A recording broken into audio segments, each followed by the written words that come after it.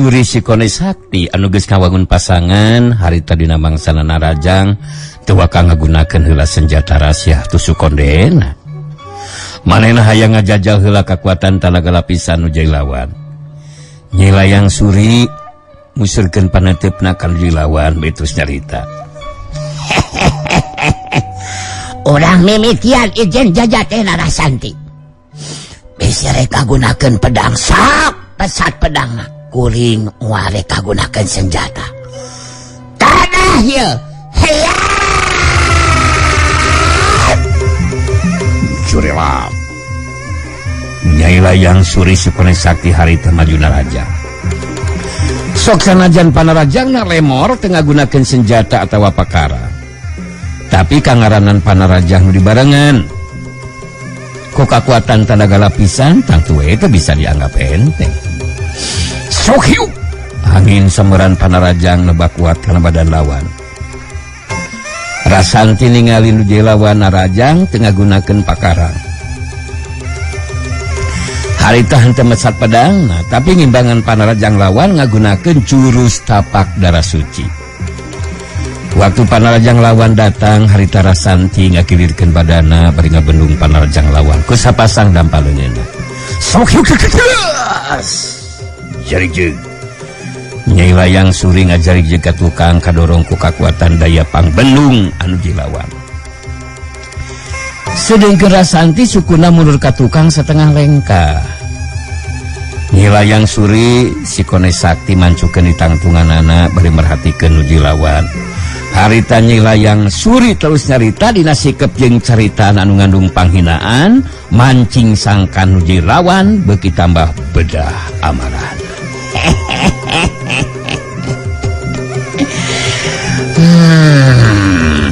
Gaborong ngajari jeung ka tukang. Kadorong ku kakuatan pangbendung Andika. Tapi memang haja meri heula hate sangkan Andika jadi percaya diri. Dina mangsana ijen jajakeun dina waktu ayeuna. Jadi Panarajang kuring memang acan dinyakeun Rasanti. Sabab musuh geus lamun geus dinyakeun mah Andika bakal kalabakan. Bisa jadi bakal angkat tangan, rangah, ngaku kana kawulan Jailawan. Andika teu kudu ngeumar caritaan Layang Suri. Lebih hade buktikeun ku Andika Panarajang anu ampuh. Anu sakirana bakal mampu ngarubuhkeun anu Jailawan. Sor, maju di Narajang Andika Layang Suri. Si Layang Suri bakal ngagunakeun jurus anu leuwih ampuh. Panarajang anu bakal mampu ngarubuhkeun Andika Rasanti. Tanah sia. Hayya.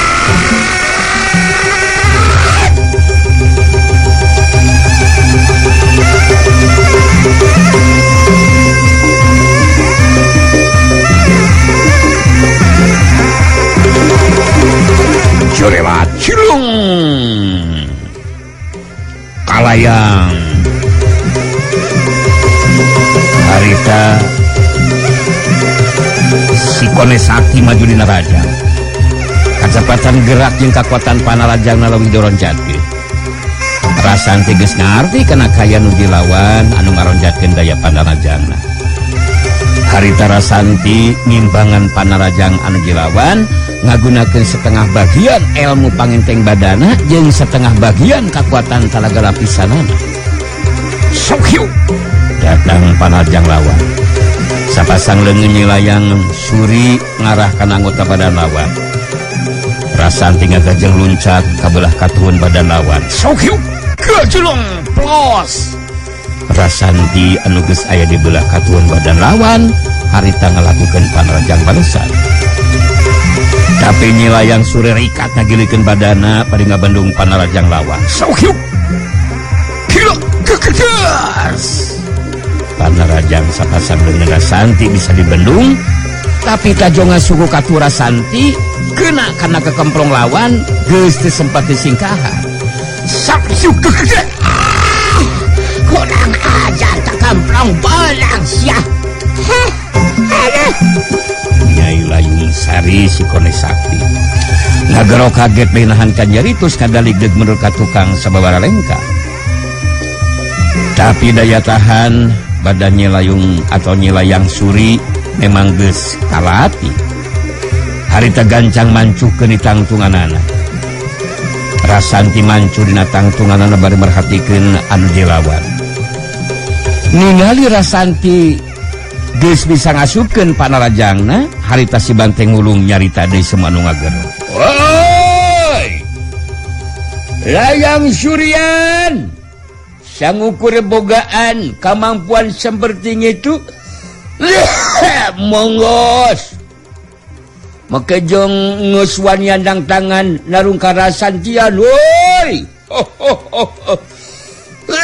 kang buktian maneh ngeungeus kang beunangan kumaha rajang anu jadi lawan ngalah kumaha ngoge maneh anu bakal ngeleh jajaten masa Layang Surian si berwek nyengledan moal bisa menangan salawanan Rasantian anakna kangawing-ngawing ngasong ngayeuna nindakan maneh Layang Surian kawas nu heueuh we popolototan bari jeung hegakan ngasok maju deui sia maju deui neruskeun narungna jawara wanita golobog. Nyai Layang Suri si Kone Sakti teu malire kana caritan si Banteng Wulung. Harita bari merhatikeun anu jelawan, Nyai Layang Suri ngomong dina jero hatena. Ilmu si Lajeng kakuatan gala-gala pisan si Rasanti. Memang teu bisa dianggap enteng. Aing moal mampu ngarebukeun jelawan. Mun saukur ngandalkeun panarajang anu tanpa pakarang mah. Geus waktuna aing dina ngalakukeun panarajang. Kudu dibarengan jeung ngagunakeun senjata rahasia tusuk konde. Ku cara kitu, tangtu si Rasanti bakal kawalahan dina ngimbangan panarajang anu jelawan.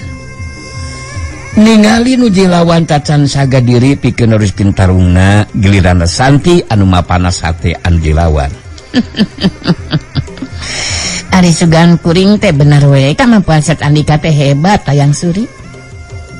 Anu mata kulawakan emongkeun heula diri. Ya. Ari sakirana saukur boga kamampuan nu pas-pasan mah. Ya, rek kumaha Andika bisa ngungkulan lawan. Mun saukur mibana kamampuan diri anu ukur sakitu-kituna geuningan Layang Suri. Nyi Layang Suri ngawangun pasangan bari nyarita kan jelawan. Kakudu wakang alasa geus menang angin si Rasanti. Peda geus bisa ngasupkeun panarajang kan dilawan sia. Aing si Layang Suri moal make kudu eleh jajaten ku Wanoja anu kakalek makalangan dunia kajawaraan. Si Layang Suri geus leuwih lidah makalangan di dunia kajawaraan. Jadi Andika tong boga pamikiran bakal mampu ngungkulan ajen pangarti si Layang Suri. Sabab sakedeung de Andika bakal kadeseh Rasanti. Tong saukur ngaheulakeun caritan wungkul atuh Layang Suri. Leuwih hade buktikeun caritan Andika. Mun memang bener mampu ngungkulan anu jelawan, kuring teu butuh ku caritaan. Budak ketika bisa lah saukur ngumbar caritaan mah. Ayeuna ku si Layang Suri bakal dioke ka Rasanti. Rasakeun sia. Hayya.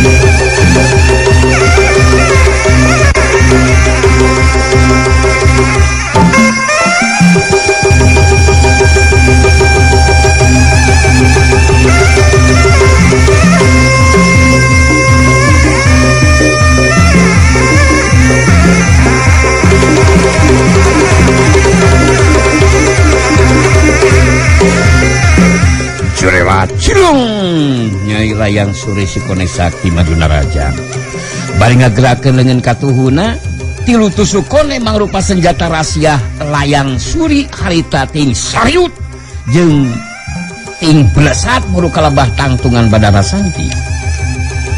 Ningali anu jilawan anu majuna raja ngagunakeun senjata rasiana. Gancang harita Rasanti masak pedang kaji putih senjata andalanana. Waktu senjata rahasia tilu tusuk konde datang bari harita rekat Rasanti ngagunakeun pedangna dipake naki tilu tusuk konde anu rek ngarah kana anggota badana. Sakyuk berasa tring tring tring tilu tusuk konde lah geragan kana taneuh mangsa ditakis ku pedang Rasanti. Sakyuk datang Panarajang Nyelayang Suri anu ngagunakeun sapasang leungeunna ngarah kana anggota badan lawan. Rekat Rasanti nimbangan Panarajang lawan ku leungeun kencana ngagunakeun jurus tapak darah suci. Sakyuk geus bari ngabandung Panarajang lawan ku leungeun kencana. Harita Rasanti nyabatkeun pedangna kana dada lawan. Nyelayang Suri kageteun gancang harita ngagajeng luncat ka tukang nyingkahan sabetan pedang lawan anu ngarah kana dadana. Sakyuk berasa kejleng plos. Nyai Layang Suri anu ngagajeng luncat ka tukang. Harita mancukeun tangtunganana.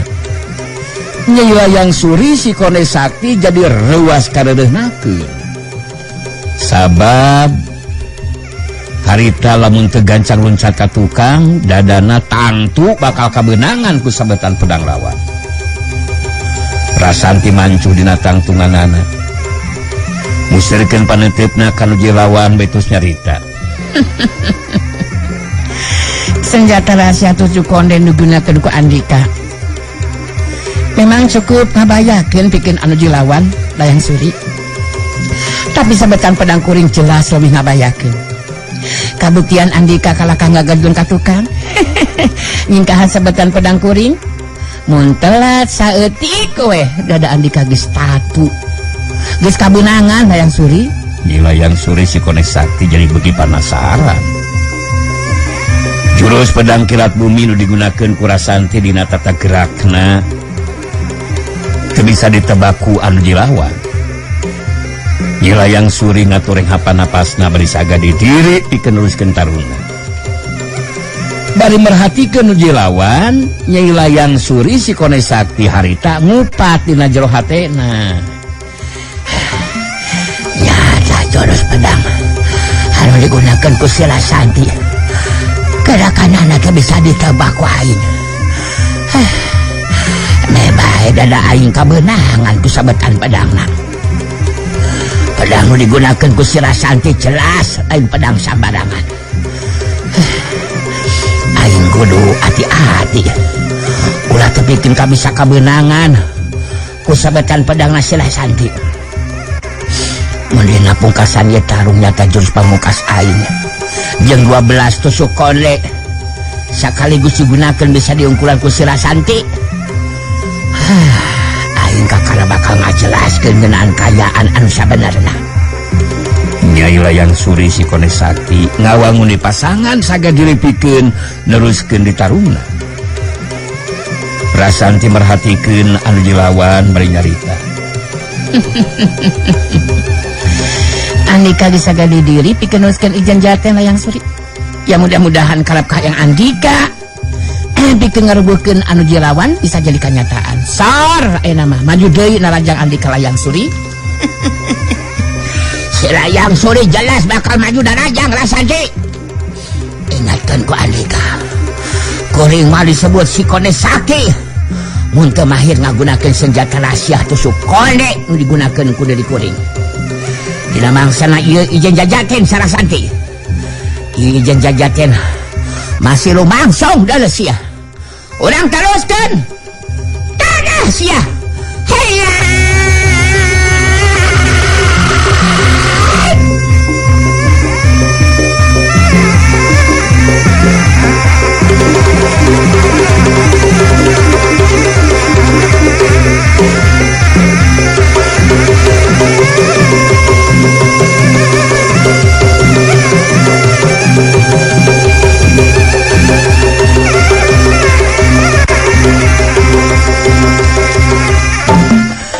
Jurelat cilung Nyilayang Suri Sikone Sakti maju dan rajang bari ngagerakeun dengan kenca jeung katuhuna.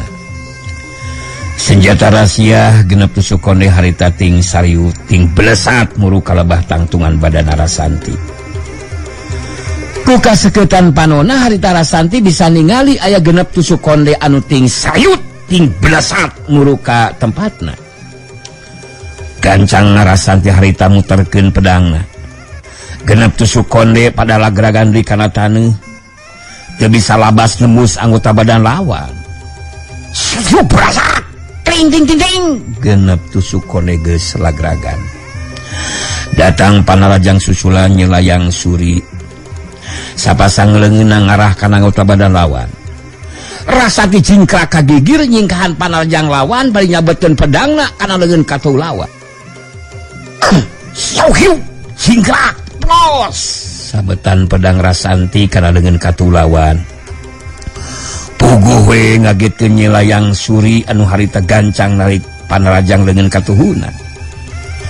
Tapi meh bareng jeung anu dilawan narik panarajang leungeun katuhuna harita panarajang leungeun kencana Rasanti anu ngagunakeun jurus tapak darah suci keuna ngahantem kana dada lawan.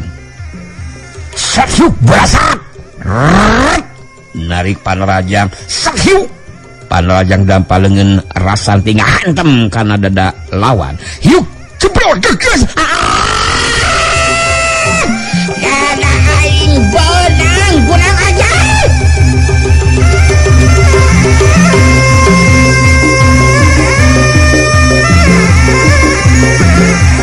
Nyai Layang Suri Sikone Sakti ngegero semu anu ngajerit nahan kanyeri mangsa dadana kabenangan ku panarajang dampal leungeun kenca lawan.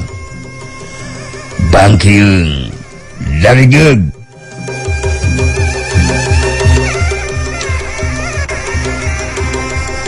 Nyai Layang Suri kabenangan harita ngacari jeg terus dadalig degan bulu katukang sababaraha lengkah. Meh bae Nyai Layang Suri Sikone Sakti rubuh maring lemah. Tapi gancang harita Nyai Layang Suri ngajaga kaseimbangan badana. Dalig deug raneg Nyai Layang Suri ngeureunkeun sukuna anu ngadalig deug ka tukang. Terus mancuhkeun tangtunganana. Ningali kana eta kajadian si Banteng Wulung anu ngabedegan nangtung di jero pasangrahan.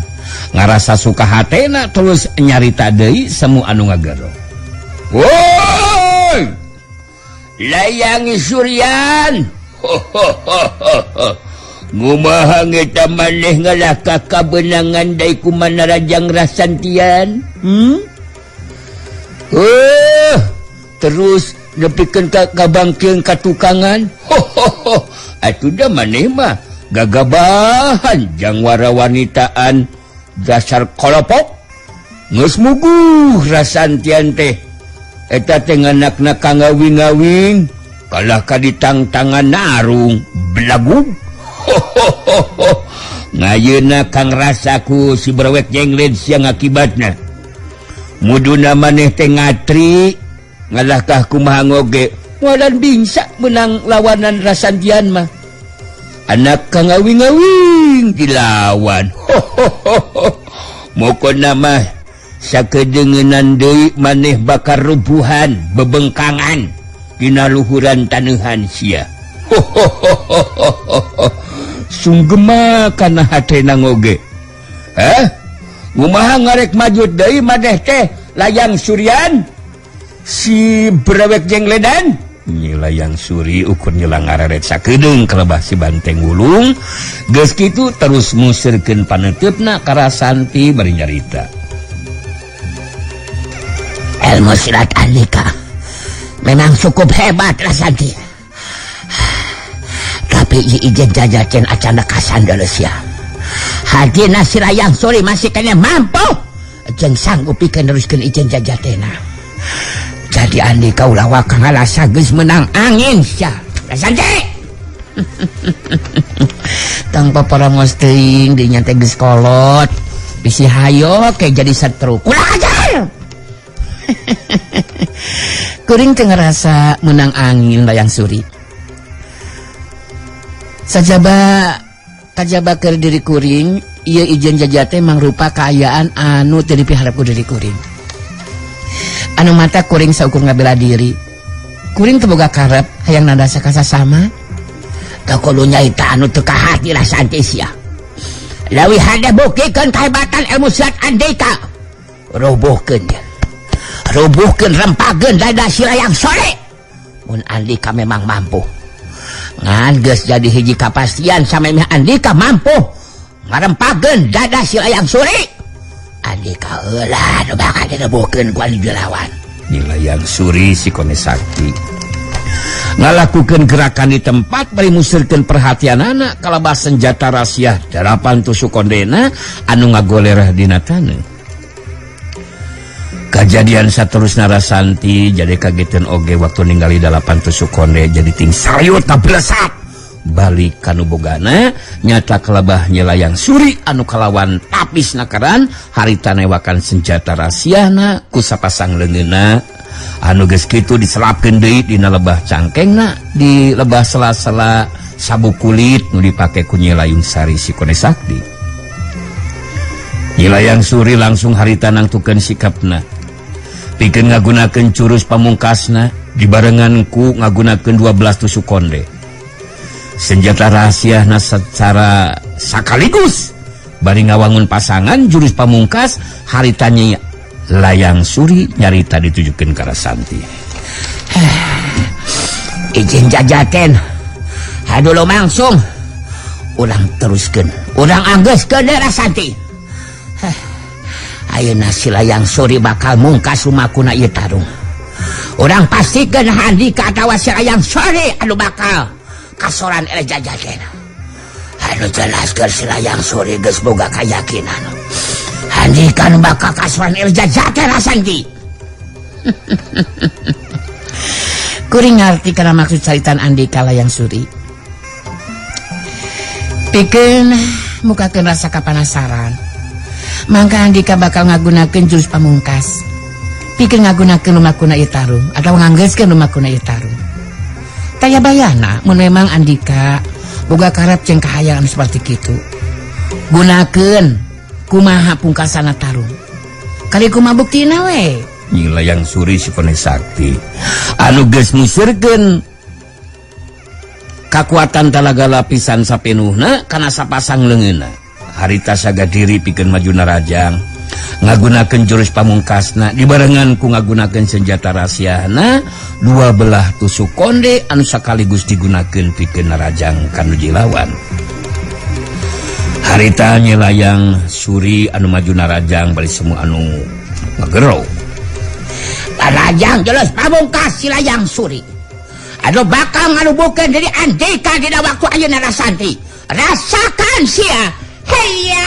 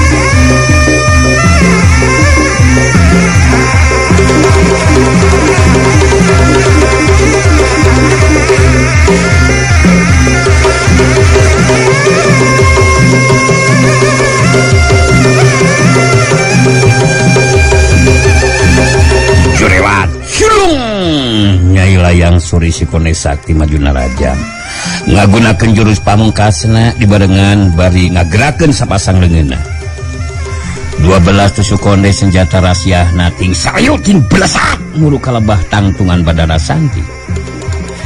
Ningali 12 tusuk konde datang sakaligus Rasanti rada kageteun oge ningali kamahiran Layung Suri dina ngagunakeun senjata rahasiana. Ngarti kana anu ngancam kana dirina. Harta Rasanti gancang ngagunakeun jurus pedang kilat bumi. Kacepatan gerakanana atau kacepatan gerakan pedang Rasanti meh teu bisa dituturkeun ku panenjona anu dilawan. Bari ngagular-gilirkeun badana jeung ngagerakeun pedangna dina jurus pedang kilat bumi, harita dua belah konde eueuh anu lepas hiji oge peunang ku sabetan pedang Rasanti. Sakyuk balasat ting balasat ting balasat ting. 12 tusuk konde anu datang sekaligus teh harita pada lagragan kana taneuh kabenangan ku sabetan pedang Rasanti.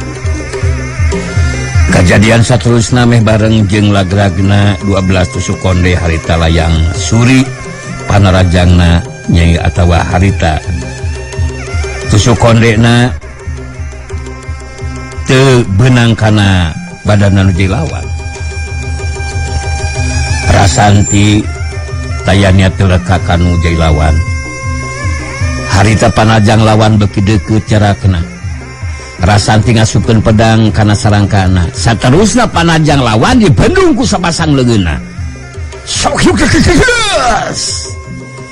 Geus waktu sababaraha detik pisan geus ngabendung panajang lawan. Harita sapasang dampal dengan Rasanti pilihkeun tinggal hantem kana anggota badan lawan ngajadikeun Nyai Layang Suri ngajengkang oleh batukang. Saksuk kurang ajar aing kabenaran deui kurang ajar Nyai Layang Suri ngagerus bunga cerit nahan ka nyeri bari ngajengkang oleh abga tukang geus teu bisa ngajaga kasaimbangan badana. Jengkang koleab gedebut Nyai Layang Suri sikone sakti harita bunga bebangkang bari lemah. Rasanti mancu dina tangtunganana bari merhatikeun anu dilawan. Daya tahan badan Nyai Layang Suri si Konde Sakti kawilang hebat, harita masih kena bisa ngoneol hudang terus sengkat nangtung bari sumengir nahankan nyeri. Nyai Layang Suri si Konde Sakti netep ka Rasanti. Sikap jeung caritanana dirobah bangun anu teu nganggap musuh. Bangun anu teu nganggap musuh ka Rasanti, maju ngadeuketan ka tempat Rasanti. Sangeusna deukeut Nyai Layang Suri terus nyarita. Rasanti.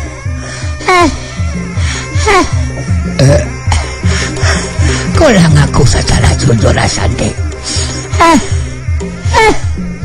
Rumah sakitih pangati eleh jajar Rasanti. Alah, tahapan ilmu siat Rasanti memang leuwih punjul. Nu dilakukan ku diri kula memang aja hayang muji ajen pangati Rasanti. Kitu nanti lantaran memang penasaran Rasanti. Kemana jeung ayana katalangan tidak boleh putus silawing. Rasanti kerung ngadengen Nyai Layang Suri nyebutkeun nang bule teh kajurung ku rasa panasaran. Harita Rasanti terus cumanya. Geningan? Anjeun wawuh ka nang bule. Nah naon hubunganna jeung kadatangan Nyai Layang Suri ka ieu patempatan? Kula pangna datang ka dieu lantaran menang parentah ti nang bule. Kitu nanti lantaran kula memang geus janji bakal ngalaksanakeun parentahna nang bule. Anu kudu di kula geus dianggap dunungan, anu kudu diturut sagarupa parentahna. Rasanti kerung diwae. Can ngartieun siga nama kana caritanana Nyai Layang Suri si Konde Sakti. Harita Rasanti terus cerita deui. Nah, naon sababna na kejeung nganggap dunungan ka nang bule sagarupa?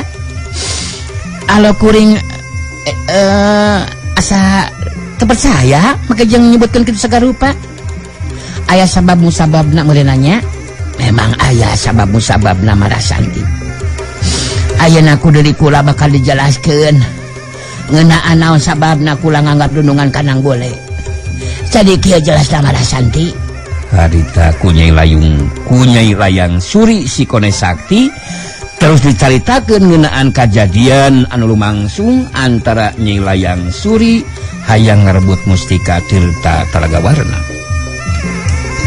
Anu saterusna tepikeun katalungna Nyai Layang Suri Sikone Sakti diungkulan ajen pangartina kunang bule.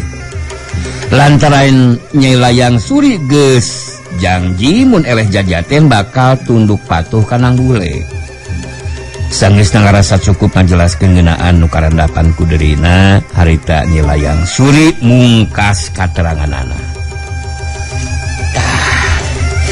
Jadi kitu ngeunaan kayaan diri kula teh Rasanti. Pangna datang ka dieu teh. Jadi hampura mun diri kula geus ngalakukeun tindakan anu ngahaja nangtang ijen jajaten ka Rasanti. Kituna teh memang lantaran hayang nguji ajen pangarti Rasanti. Geus dibuktikeun kieu mah kula. Jadi teu penasaran, malah bagi tambah kuat patekadan pikeun ngagabungkeun diri ka barisan Darmayuda Rasanti. Anu diharapkeun bisa gancang ngawujud jadi kenyataan. Rasanti pasemuna jadi hegar marahmai sanggeus tangarti kana karap jeung pamaksudana Nyai Layang Suri Sikone Sakti anu ngagabungkeun diri jadi anggota barisan Darmayuda. Geus kitu mah harita Nyai Layang Suri ngajakan sasalaman ka Rasanti baritus carita. Kayaan diri kula memang jarwa rawak wanita anu umurna leuwih kolot ti Rasanti. Bakal leuwih marenah mun Rasanti nyebut ka kula bibi layang we. Kumaha henteu kaberatan mun Rasanti nganggap bibi ka diri kula. Jelas abdi henteu kabotan bibi layang. Mangga ieu mah urang kalebat pasanggarahan. Ku abdi diwanohkeun sareng anu sanesna. Harita Nyai Layang Suri Sikone Sakti jeung Rasanti terus maluru asup ka jero pasanggrahan Darmayuda, saterusna diwanohkeun ka Sandika jeung ka si Banteng Wulung, kitu di ka Ayu Manganti indung nanang bule. Ku Rasanti saterusna dijelaskeun ngeunaan tindakan nu dilakukeun ku Nyai Layang Suri Sikone Sakti sakumaha anu jelaskeun waktu tadi ka Rasanti. Sanggeusna ngarasa cukup ngajelaskeunana harita Rasanti mungkas caritanana. Tah jadi ti mimiti poe ieu bibi layang teh minangka anu pangheulana ngagabungkeun diri jadi anggota barisan Darmayuda. Mudah-mudahan anu sejenna oge jadi kapanci ngagabungkeun diri ka barisan Darmayuda. Wah, ngari sugan teh bibi layangan teh lainan ngitu kangayaan nganusang benerna ngatu ngari ngeus jelasan jadi anggotaan bangrisan Darmayudaan mah ngatu lainan nganu sejenan ngieu mah mukona mah bibi layangan henteu mudu bingungeun ngeukeur temprat cicingan neta mah bisa dingatur ku nganteng nganu menting mah ngentong ngasa-ngasa sabab ngurang ngayeuna mah ngeungeus jadi duluran lain sangsaha lain nganu sejenan. Nyai Layang Suri Sikone Sakti neuteup ka si Banteng Wulung balitus nyarita. Syukur we ari bibi geus di aku jadi dulur mah. Ya da sakumaha nu diparentahkeun ku nang bule dunungan bibi. Memang geus teu kudu mulang di kapi lemuran. Tapi pikeun sementara waktu bakal milu cicing di lemur. Tepikeun ka perjuangan urang teh beres. Nyata mampu ngungkulan kakuatan musuh urang nyata barisan Warangkas Jaya.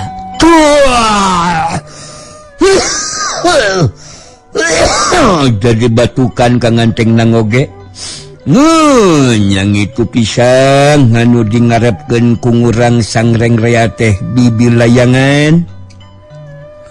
Moga namah kangkuatan barisan Darmayudaan mudu bingsa ungkulan kangkuatan barisan Warangkas Jayaan. Sabab lamunan ngeuweuh kangkuatan nganuani merangan ka barisan Warangkas Jayaan bingsa dipastikeun tindakan kang janghatan teh bakal ngaya di mana-mana nganu jadi kobran mah jeung lemah anu lemah anu henteu bisa ngalawanan. Jadi ngitu tah ngayu nang bulean teh geus bisa datangan non teh datangkeun bibilayangan nyatana jang di anggota barisan Darmayudaan. Ayu manganti neuteup ka Nyai Layang Suri betus nyarita. Ngaturkeun nuhun abdi ayeuna ditepangkeun salang bibilayang anu kantos tepang salang pun anak nang bule.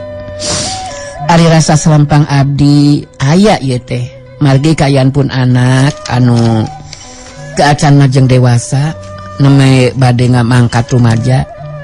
Duka kumaha lampah nulis sorangna mangsa yang ngalalatan on jadi bapa. Nyai Layang Suri sikone sakti neuteup ka Ayu Manganti terus nyarita. Orang teu kudu ngarasa salampang. Ku kasalamatan diri nang bule. Bakal ilmu silat tingkat tinggi nu kacangking ku nang bule. Nang bule nyurang lampah bakal mampu ngajaga satengah bela dirina. Jago atawa jawara ti golongan jahat. Cangtang tu aya nu mampu pikeun ngimbangan ajen pangartina nang bule. Wah, nya bener pisang eta nganu diomonkeun ku bibilayangan teh. Ngatuda aranan incuna kang ngawing-ngawing saha nganu ngarek bingsa ungkulan kang kuatan ngejeng kamampuan dirina. Hanu mantra krasantian ngejeng sandikaan. Ngeunggeus bogaan mamikiran nganu mudu pingpin barisan Darmayudaan teh nyeta nang bulean. Coba ngumaha ngeceuk bibilayangan. BBG satudu jangan teng. Di antara urang salaya anu aya di dieu malah di antara sakabeh anggota barisan Darmayudaan. Kula boga kayakinan tahapan ajen pangatina moal aya nu bisa mapakan kana ajen pangatina nang bule. Jadi urang teu kudu ningali pedah budak keneh geus mimpin barisan. Tapi nu dipikirkeun mah